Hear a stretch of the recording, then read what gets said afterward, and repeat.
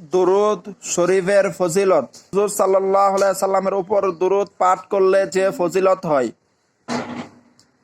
ক্বালান নাবিয়্যু সাল্লাল্লাহু আলাইহি ওয়াসাল্লাম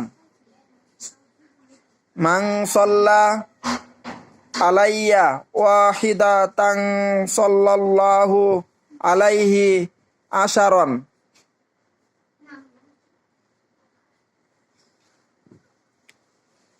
হাদিস শরীফে আছে, নবী করিম সাল্লাল্লাহু আলাইহি ওয়াসাল্লাম ইরশাদ ফরমাইয়াছেন, যেই ব্যক্তি আমার উপর একবার দুরূদ শরীফ পাঠ করিবে, আল্লাহ তাআলা তাহার উপর 10 বার রহমত পাঠাইবেন।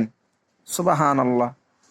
হাদিস শরীফে আছে, যে ব্যক্তি নবী করিম সাল্লাল্লাহু আলাইহি ওয়াসাল্লামের উপর একবার দুরূদ পাঠ করিবে, আল্লাহ তাআলা তাহার উপর 10 বার রহমত বর্ষণ করিবেন, 10 বার রহমত পাঠাইবেন।